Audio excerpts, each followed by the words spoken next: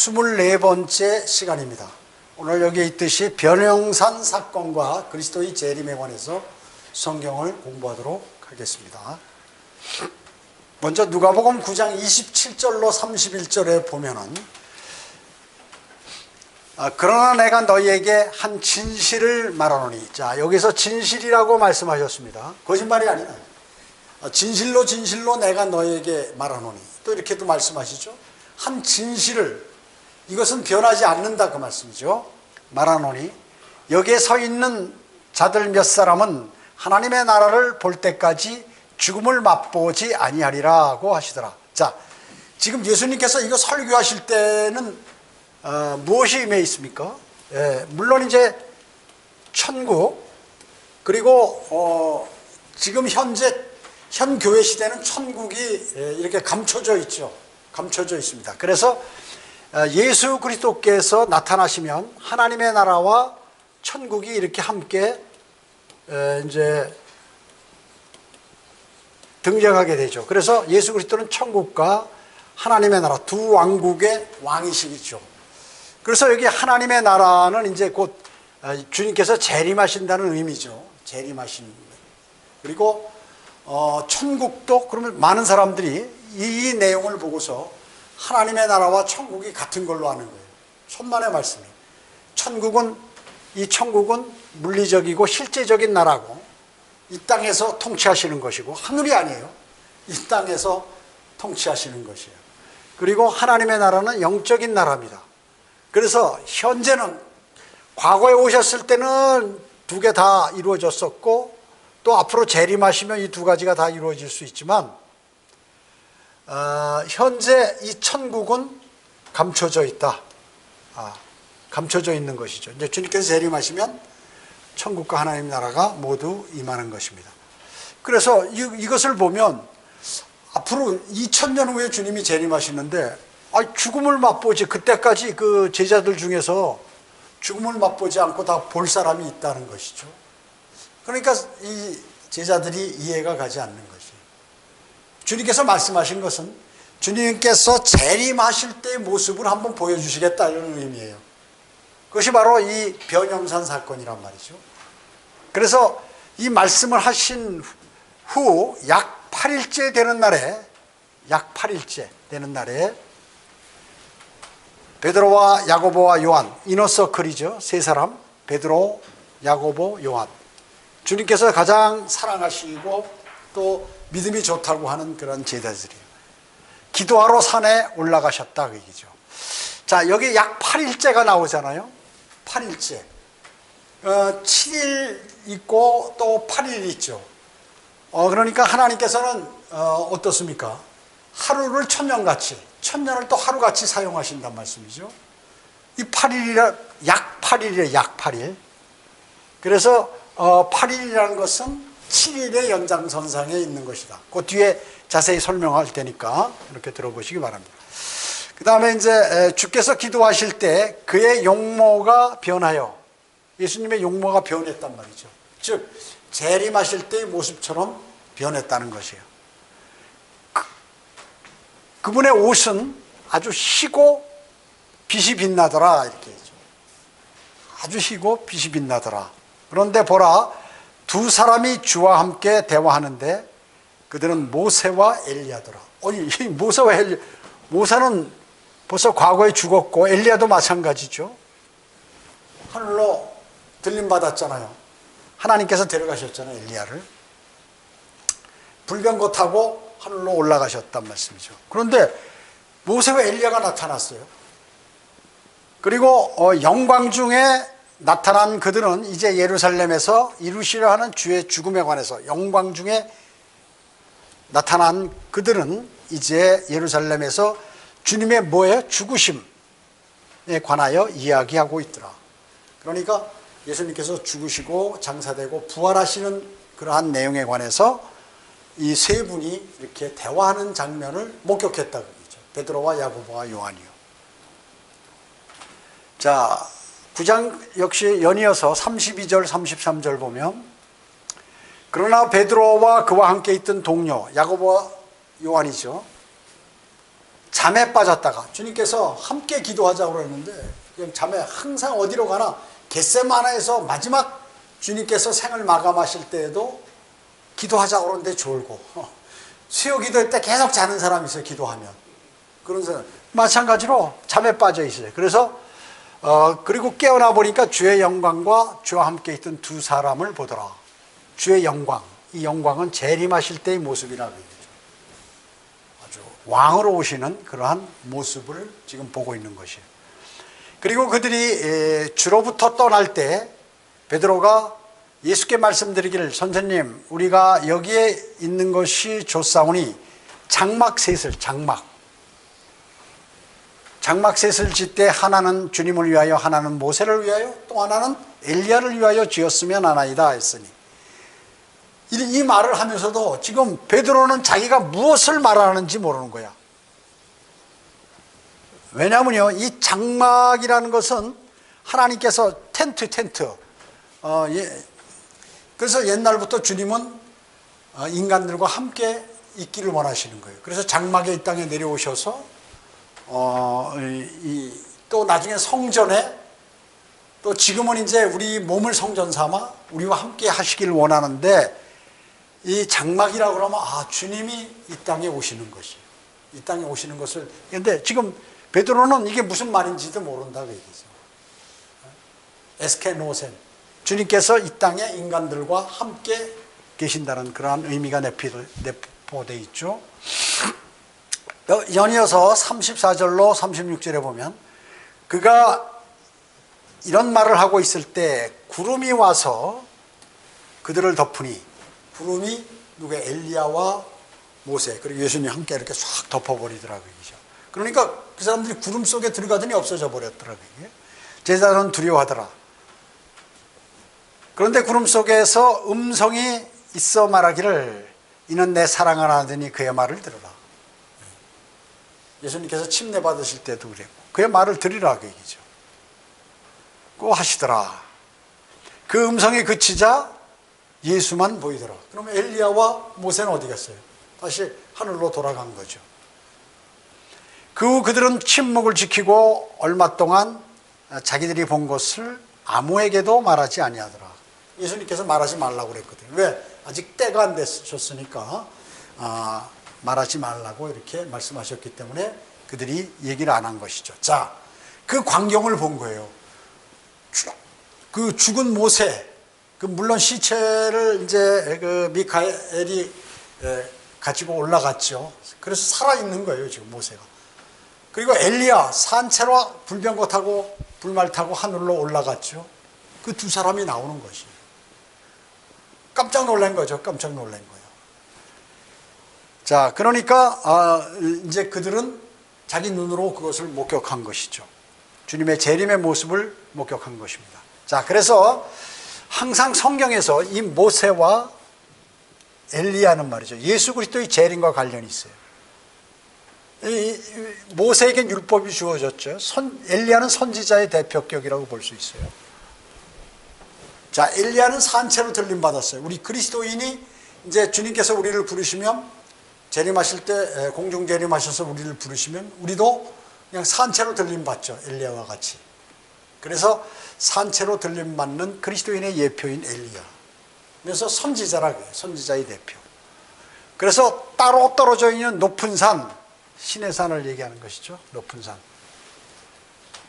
베드로 후서 1장 18절에 에서 베드로는 말이죠. 이 변형산 사건이 거룩한 산에 있었다. 거룩한 산에서 있었다는 것이죠. 성경에는 거룩한 산이 두 개가 있어요. 하나는 뭐예요? 하나는 시온산. 예루살렘에 있는데 시온산. 그리고 또 하나는 바로 시내산입니다. 시내산. 성경 관련 구절들은 이 구절에 이렇게 나와 있는데요. 그러면 여기서는 어디를 얘기하는가? 시내산은 멀리 떨어져 있는 그런 산, 시내산을 얘기하는 것입니다. 여기에 지금 모세와 엘리야 예수님께서 나타나셨다. 대화하셨다 그 얘기죠. 자, 모세, 엘리야, 예수님 모두가 40일간 금식을 했죠. 40일간 금식을 했습니다. 모세도 율법을 받아 십계명을 받으러 시내산에 올라갔을 때 40일 굶고 봤죠. 예수님도 40일간 금식하시고 성령님의 인도로 광야에 나가서 마귀에게 시험을 당하셨어요. 다 똑같아요. 엘리야도 마찬가지로 40일간 금식해서 시내산에 도착했죠. 자, 모두가 이스라엘에게 보냄을 받았습니다.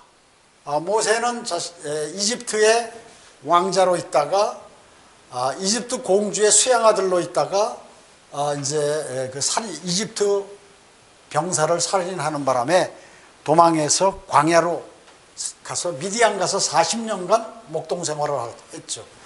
그러나 하나님께서 부르셔가지고 이스라엘을 이제 이집트에서 구출해 나는 그 일을 수행하도록 이렇게 하셨습니다. 엘리야도 마찬가지고 이스라엘에게 가서 예언하고 그 임무를 수행하도록 하고 예수 그리스도도 마찬가지죠. 자, 기적적인 방법으로 물을 건넜죠. 모세는 홍해를 건넜고 엘리야는 요단강을 건넜습니다. 예수 그리스도께서도 풍랑 이는 바다를 걸어 오셨어요.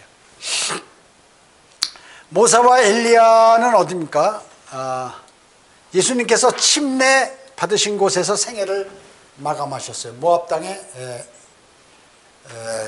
그렇죠.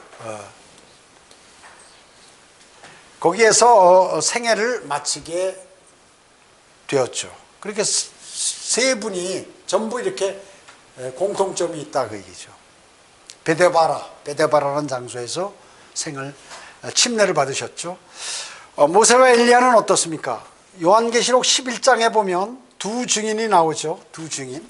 그 두 증인이 나오는데 거기에 모세와 엘리야라는 이름은 없지만 그가 하늘에서 불을 내리고 또 물을 피로 만들고 하는 이런 모든 증거들, 이런 것들로 봐서 모세와 엘리야다 하는 것을 우리가 안다고 계시록에서 배웠죠. 그들이 어때요? 이 땅에 와서 다시 복음을 전하다가 적그리스도에게 목베임을 당해서 죽지요. 그런데 다시 살아나서 하늘로 들림받게 됩니다. 이 사람들은 뭐예요? 환난 성도들의 휴거를 예표하죠. 환난 성도들이 이제 나중에 회복되는, 이스라엘이 환난 끝날 때쯤 다 회복되는 그러한 것들의 예표인 것이죠. 그들은 모두 초자연적인 일을 행했죠. 그렇죠? 모세도 홍해를 가르고 그 다음에 바위를 쳐서 물을 내게 하고 다 그렇고, 엘리야도 이루 말할 수 없고, 예수님은 대단히 많이 하셨죠. 예수님께서는 특히나 더 많은, 가장 많은 이적과 기적과 표적을 행하셨습니다. 물로 포도주를 만드시고, 그리고 안진뱅이를 일으키시고, 소경을 눈뜨게 하시고, 죽은 자들을 살리시고, 죽어서 며칠 돼가지고 나흘 돼서 썩은 시체 냄새 나는 나사로를 살리시고, 이런 초자연적인 일들을 모두가 다 행했던 것입니다. 자, 베드로 후서 1장 16절로 18절에 보면 우리가 우리 주 예수 그리스도의 능력과 오심, 능력은 아까 제가 말씀드렸죠. 예수님께서 어마어마한 능력을 갖고 계시죠. 죽은 자도 살리고 다 하시는 것이죠. 그 다음에 소경과 안진뱅이 문둥병자 다 고치는 그런 능력, 바다를 또 걸어오시고 말이죠. 또 풍랑을 명령하셔서 바다에게 명령하셔가지고 바람과 파도를 멈추게 하시는 이런 능력. 오심이 뭐예요? 이건 재림이죠. 너에게 알게 한 것은 교묘하게 꾸며낸 얘기. 이야기를 쫓은 것이 어떻게 아니다. 이게 뭐예요? 지금 변형산에서 베드로가 예수님의 재림의 모습을 본 그분의 위엄, 영광 가운데 오시는 그 모습, 그것의 목격자들이라 그 얘기죠. 여기 들이라고 그러죠. 들. 베드로와 야고보와 요한 세 사람이 갔죠. 변형산에. 현장 목격했다 그 얘기죠. 현장 목격. 모세도 보고 엘리야도 보고 거기서 대화하는 내용인데 죽음에 관해서, 주님의 죽음에 관해서 말씀한다는 것을 다 들었어요. 보고. 목격자들이야. 그래서 지극히 큰 영광으로부터 이 큰 영광이 뭐예요? 주님의 재림하실 때 큰 영광으로 오시죠. 이러한 음성이 그에게 들려오기를 이는 내 사랑하는 아들이요 그 안에서 내가 매우 기뻐하노라 하실 때 그가 하나님 아버지로부터 존귀와 영광을 받으셨느니라. 주님께서 재림할 때 모습이에요. 이 음성은 우리가 그와 함께 거룩한 산, 어디요? 거룩한 산, 신의 산에 있을 때 하늘에서 나온 것을 들을 것이라. 자, 베드로와 야고보와 요한이 모세와 엘리야와 예수님과 이렇게 대화하는 장면 목격했죠. 그 다음에 하늘로부터 들려오는 소리도 들었죠. 그것을 베드로가 이렇게 지금 베드로 후서에 그대로 기록한 것이에요. 그렇기 때문에 이거는 잠시 무슨 설화나 전설이나 이런 내용이 아니다. 이것은 반드시 우리가 그 위험의 목격자들이다. 그렇기 때문에 주님의 재림은 정확하게 이루어진다 하는 그것을 여기서 말씀하고 있는 것입니다. 자, 예수님께서 변형되셨죠. 그것은 바로 재림의 모형입니다. 재림할 때 그 모습으로 오신다. 누가복음은 말이죠. 예수님의 옷이 아주 희고 빛이 났다고 그랬습니다. 희고 빛이 났다고. 그 다음에 마가는 뭐라고 얘기했냐면, 마가는 그분의 옷이 눈처럼 아주 희게 빛이 났다고 그랬어요. 다 이렇게 약간 묘사하는 방법은 틀리지만 뭐 같은 내용이죠. 이 세상에 마가는 아주 자세하게 더 이렇게 기록을 했어요. 이 세상에서 빨래하는 어떤 사람도 잿물 집어넣고 흰옷 같은 거 빨고 그러잖아요. 과거에는 시계 할 수 없을 것 같더라. 너무나 흰세마포를 본 거예요. 정말 흰세마포, 하얀 옷을 입었는데 그 옷이 빛나더라 그 얘기죠. 너무나 아름답고 깨끗하고 이런 옷이라 그 얘기죠. 그다음에 마태는 뭐라고 했어요? 얼굴까지 나와가지고 얼굴은 해처럼 빛난다. 해처럼 빛나고 그의 옷은 빛처럼 휘어지더라. 빛처럼 휘어지더라. 다 이렇게 묘사를 했습니다. 자, 이 모습은 주님 할 때 재림할 때 흰옷을 입고 흰말을 타고 내려오시는 주님의 모습, 그거라 그래야죠. 얼굴이 해처럼 빛나서 쳐다볼 수 없을 정도로 빛이 나고 옷이 하얗게 빛과 같은 옷, 여러분 봤어요? 신부가 입는 웨딩드레스도 빛과 같이 지지는 않아요. 근데 빛처럼 휘어진다. 그래서 모세와 엘리야는 뭐예요? 영광 중에 나타났다. 영광 중에. 영광이라는 건 예수 그리스도께서 재림하실 때 그 영광 중에 이 땅에 오시죠. 대단한 위세 왕으로서 이 땅에 오셔서 철권 통치를 하는 것이에요. 철권 통치를 하는 것이에요. 시편에 있듯이 반역하는 사람은 철몽둥이로 그냥 쳐버리는 그러한 철권 통치를 하시는 것이에요. 재림하실 때. 그래서 그분이 왕으로서 이 땅에 다시 내려오게 되시는 것이죠. 킹 오브 킹이 왕 중에 왕, 주 중에 주, 로드 오브 로, 더 로드 오브 로. 자, 여기 이제 그렇기 때문에 어디에 이 영광 중에 오신다는 그 말씀을 마태복음 25장 31절, 데살로니가 후서 1장 7절로 10절에 주님의 그 내용들이 이렇게 나오고 있죠. 나오고 있는 것입니다. 자, 이 약 8일째 되는 날이라고 지금 누가복음에는 오늘 본문에 기록하고 있죠. 약 8일.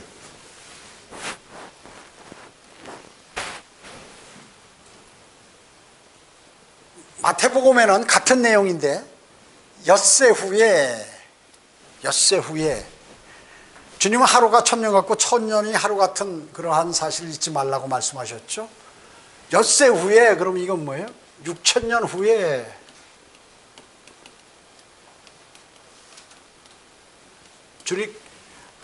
주님께서 재창조하신 뒤 6천년 지나면 주님이 재림하신다. 엿새 후에 변형산에서 이런 모습을 보여주신 것이에요. 자, 그래서 약 8일째로, 약이라고는 말을 써, 8일째, 엿새 후에 모두는, 엿새가 지나면 7번째 날 아니에요. 7을 의미한다. 7을 의미한다 하는 것이죠. 7을 의미한다.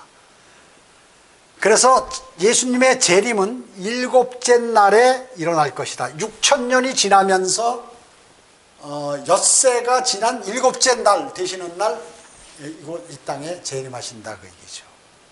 그러면 나머지 1,000년은 뭡니까? 1,000년, 이것은 천년왕국이죠. 이 땅에 오셔서 주님께서 천년을 통치하시는 것이에요. 자, 그래서 7째 날이 시작할 때 주님께서 재림하신다는 얘기죠. 그래서 이 7일은 제8일과 연속이 된다. 그래서 약이란 단어를 집어넣은 거예요. 약. 그래서 7일은 그 다음에 8일로 바로 넘어가게 된다. 이 얘기는 뭐예요? 천년왕국이 시작되면 바로 연이어서 영원세대가 이렇게 이루어진다는 그런 말씀이죠. 그래서 창세기에 보면 말이죠. 창세기 2장에 보면 재창조의 7째 날, 즉 6째 날까지는 뭐냐 하면 저녁과 아침이 되니 뭐 이렇게 말씀하세요. 즉 저녁과 아침이 되니라는 말이 없다 그 얘기죠. 이거 없는 건 뭐예요? 저녁과 아침이 되니 이 말이 있는 것은 다음 날이 있다는 거거든요. 그런데 7째 날이 끝나면 다음 날이 없는 거야. 그건 뭐냐면 왜 8일로 바로 연기가 된다고 얘기죠. 그래서 주님께서 창세기 2장에 저녁과 아침이 되니 라는 말을 빠뜨렸어요. 7째 날에는. 첫째 날부터 6째 날은 저녁과 아침이 되니 보기에 좋으셨더라. 뭐 이렇게 말씀하셨는데 이 말씀이 빠져 있다. 저녁과 아침이 되니. 레위기 23장하고 25장에 보면요. 7들의 체계가 거기 나옵니다. 그래서 엿새간 일하고 7째 날에는 쉰다 그 얘기죠. 안식일이에요. 엿새가 지나면 7째 날은 안식일이 된다. 자, 6주가 지나면 6주, 7째 날도 쉬죠. 그래서 초실절이 오게 됩니다. 초실절. 그리고 초실절로부터 7주가 지나면 오순절이다. 오순절. 그렇죠? 7, 7이 49일에 50일째 되는 오순절이거든요. 오순절. 자, 그 다음에 6년간 농사를 짓고 땅이 7째, 7년 때는 뭐예요? 땅이 휴식하는 안식년이에요. 일체 농사를 짓지 못해, 이스라엘은. 그래서 이게 지켜야 되거든요. 근데 지금 사람들은 어때요? 안 쉬죠. 땅을 안 쉬게 해. 그러니까 뭐가 생길까요? 기생, 무슨 벌레들, 이런 이상한 것들이 생겨서 이 채소나 과일 이런 데 벌레들이 생기고 죽고 이러는 거예요. 땅이 썩어버리는 거예요. 쉽게 얘기하면. 땅이 부패해버려요. 그러니까 땅도 좀 6년간 농사를 지으면 1년 쉬도록 그렇게 하나님께서 명령하셨는데 그냥 계속 하는 거예요. 수천 년 동안. 그러니까 어때요? 땅에 벌레들도 생기고 무슨 병균들도 생기고 이래서 계속해서 좀 더 강한 농약을 쓰고 더 강한 거, 그것도 사람이 씻어도 잘 씻어지지 않는 그런 거 먹고 암 걸리고 그렇게 하는 것이죠. 하나님 말씀대로 하면 잘 됐을 텐데 그런 일이 없을 텐데요. 그래서 또 안식년을 7번 반복하면요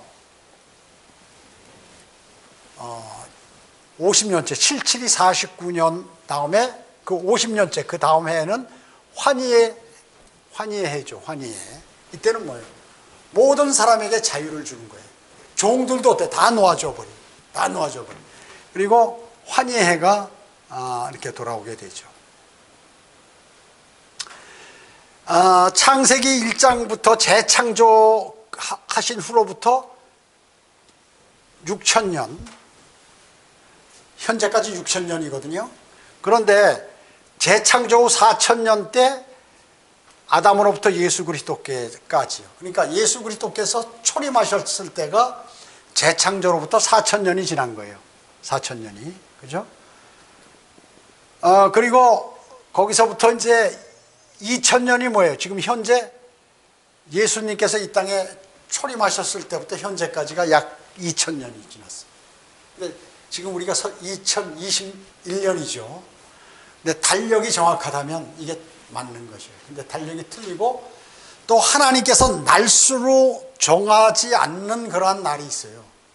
여러분 마태복음 1장에 보면 족보를 쭉 쓰는데 거기 왕들을 빼버린 왕들이 있죠. 하나님께서 정말로 그 사람이 그 혈통이 같은지 아닌지 잘 모르는 그러한 왕들은 거기서 빼버렸잖아요. 마찬가지로 하나님께서는 날수를 계산하는데 하나님이 기억하기 싫으신 그러한 날, 또 죄악으로 가득한 날은 빼버리시기도 하는 것이에요.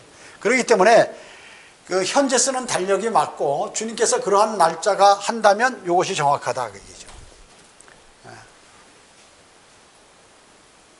그래서 7,000년이 시작될 때 주님께서 재림하신다. 재림하셔가지고 뭐랍니까? 천년왕국을 세우십니다. 천년왕국을 세우십니다. 여기 있나 모르겠는데 여기다 안 넣어놨군요.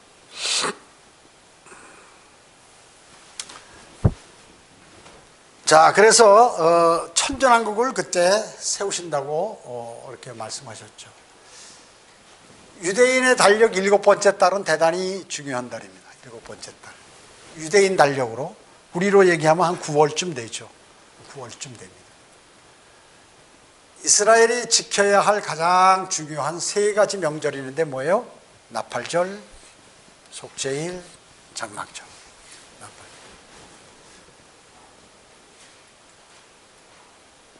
자, 장막절은 언제요? 7째 달 안에 7째 달에 있는데 이것은 주님의 지상재림, 지상사역과, 그러니까 장막절은 주님께서 이 땅에 오시는 것과 관계되어 있다 그 얘기죠.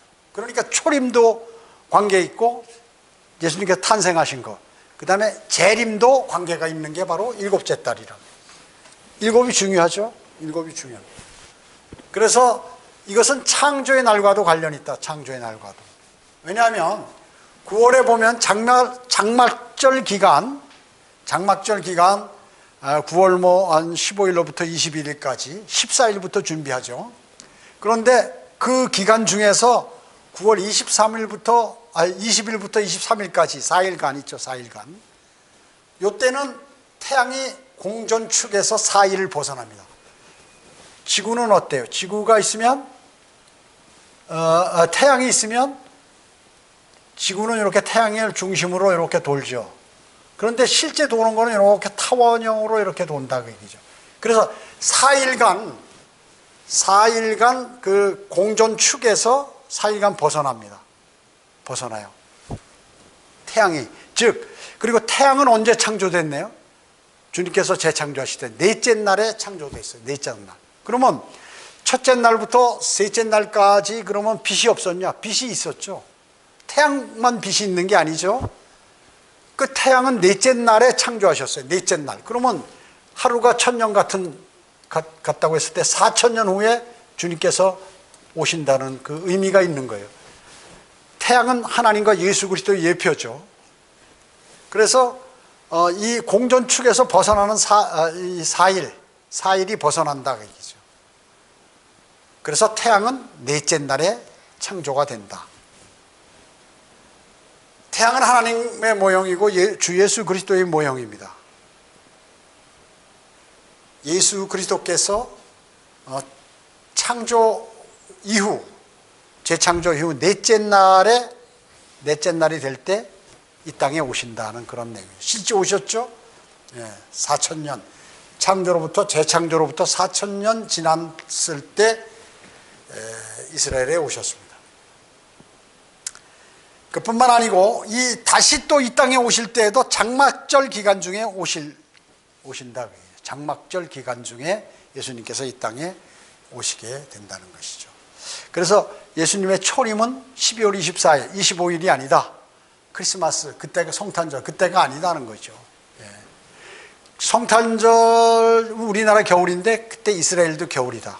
목자들이 가장 먼저 경배하러 왔는데 들에서 양치는 들에 초목들이 있는데 그런 것들을 뜯어먹기 위해서 광야에서 있다가 별을 보고 그들이 이제 찾아온 것이죠.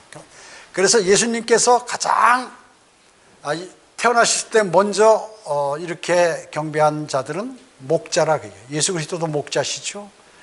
다윗 왕도 목자입니다. 다 목동이에요. 자, 이와 같이 주님은 장막절에 오실 것이다. 이것은 지상재림을 얘기하는 거죠. 지상재림. 공중재림이 아니에요. 공중재림은 그리스도인이 휴거되는 것이고 봄철의 가능성이 많다. 가을쯤에는 장막절, 이 땅에 예수 그리스도께서 재림하실 확률이 크다는 것입니다. 자, 모세는 뭘 대표합니까? 율법을 대표하죠.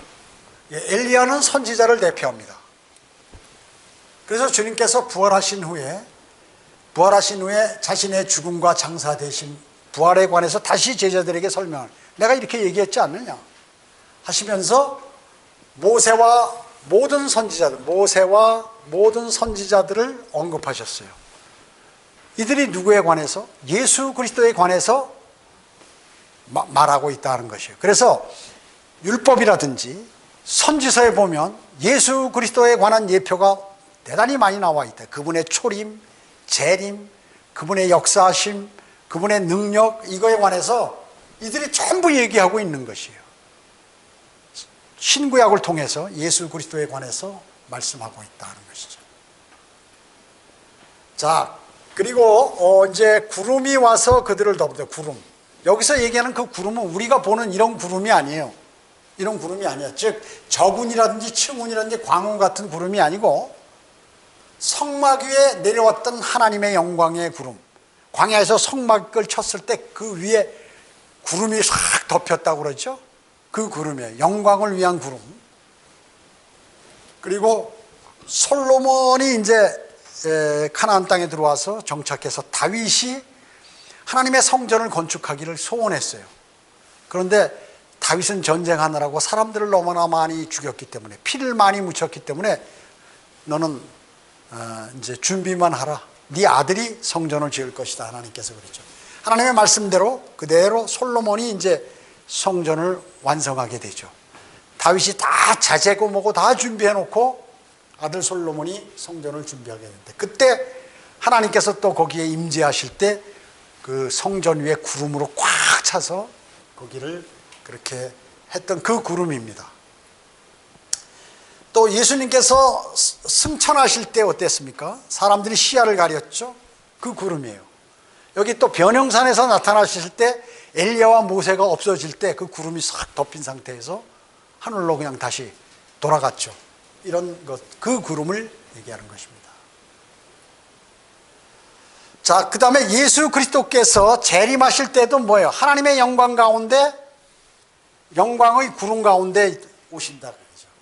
구름과 함께 오시는 것이에요. 이런 시커먼 구름이 아니라 아주 아름다운 구름이겠죠. 그 흰색의 아름다운 구름. 오실 것이라고 어디에? 데살로니가전서 4장 17절, 마가복음 14장 62절, 요한계시록 1장 7절에 다 구름과 함께 오시는 것. 심지어 구름 타고 오신다고 사람들은 이렇게 알고 있죠. 자, 예수 그리스도의, 그래서 이때까지 지금 변형산 사건, 또 여기 와 있는 모든 그러한 내용들, 이것은 뭐예요? 예수 그리스도의 재림의 모형이다. 즉 누가복음 9장 34절의 장면, 특히나 이것은 예수 그리스도의 재림의 장면이다 하는 것입니다. 예수 그리스도의 재림. 이게 지금 아마겟돈으로 재림하시는 예수 그리스도의 모습입니다. 이게 이제 그림으로 그렸지만, 그만 목사님이요. 지금 여기에 이렇게 지금 막 총을 들고 이 피투성이가 되어 쓰러지는 이 사람들은 뭐예요? 유행군이에요.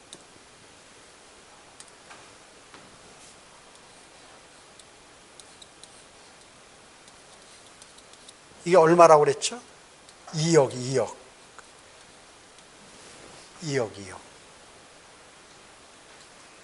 근데 오시면서 지금 쭉 이제 막 지나가면 다 피 터져서 죽는데 이게 어마어마하죠. 피가 어디 말고삐까지 차요. 말고삐. 이 정도 높이 아니에요. 이 정도 높이 아니에요. 1m 이상. 320km 정도 피의 강이 흐른다.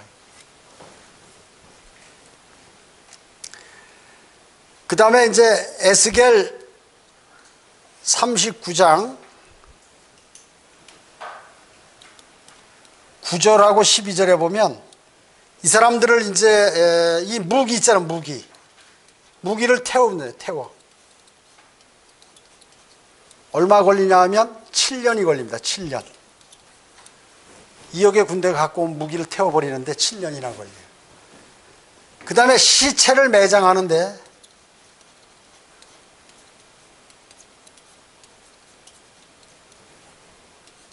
7개월이나 걸려요. 7개월.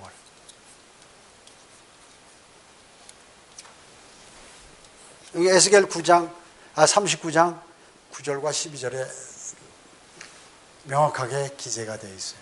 자, 여기 뒤에 흰 옷을 입고 흰 말을 타고 뒤따르는 사람들은 누군가요? 주님의 군대.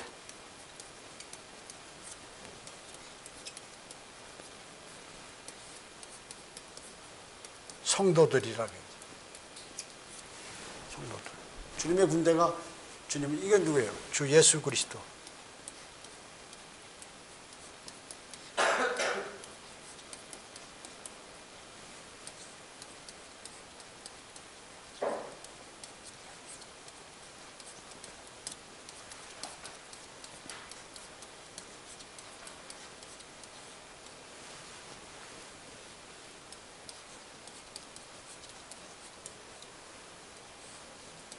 하나님의 말씀. 그의 이름은 하나님의 말씀이다. 말씀이 육신이 돼서 이 땅에 오신 예수 그리스도를 얘기하는 것이야. 이게 언제냐? 이제 거의 이제 우리가 들림 받고 주님께서 공중 재림하셔서 대환란 7년이 끝날 즈음에 와서 이렇게 하시고 이제 천년왕국을 성전을 지으시고 주님께서 만드시고 천년을 여러분들과 함께 통치하시는 것이에요. 통치하시는 것입니다. 자, 이 변형산 사건은 그래서 대단히 중요해요. 대단히 중요합니다. 이게 선화나 전설이 아니에요. 무슨 예화가 아닙니다. 실제적으로 주님께서 재림하시는 그 모습을 제자들에게 보여주시고 또 그 제자들이 성경에 기록할 수 있도록 하시고 구약의 예언들을 그대로 이루시는 그러한 내용들이에요. 그래서 주님의 말씀은 단 하나도 어디 틀린 게 없습니다. 그래서 주님의 말씀은 위대하다는 것이에요. 우리 하나님의 말씀을 공부할 때마다 더 많은 것들을 알게 되고 또 주님의 능력에 감탄하는 것입니다. 그래서 기도드리겠습니다. 주님 감사합니다. 저희들 오늘 하나님의 말씀을 통하여 주님의 재림의 모습들을 눈에 보는 것 같이 이렇게 일부분 보았고 들었고 또 마음속에 새겼습니다. 하나님의 말씀은 실로 위대하십니다. 그분의 말씀은 또 그분의 예언은 하나도 성취되지 않는 것이 없고 100% 성취되며 또 그분의 말씀은 영원 무공토록 진리로 존재하며 또 하늘나라에까지 지금 세워져 있습니다. 그래서 영원히 불타 없어지지 않는 것은 주님의 말씀입니다. 주님의 이 말씀을 우리 마음속에 담고 말씀을 공부하고 묵상한다는 것은 영원히 적용되는 하나님의 법칙 그리고 하나님의 진리를 우리 마음속에 새기는 것이므로 우리는 늘 하나님의 말씀을 마음속에 담고 공부하고 또 그 말씀대로 실천하여서 주님께 영광 돌리는 삶을 살기를 원합니다. 오늘 저희들이 흩어져서 기도할 때에도 주님께서 함께 해 주셨길 바라오며 다시 오셔서 저희를 데려가실 주 예수 그리스도의 이름으로 기도드립니다. 아멘.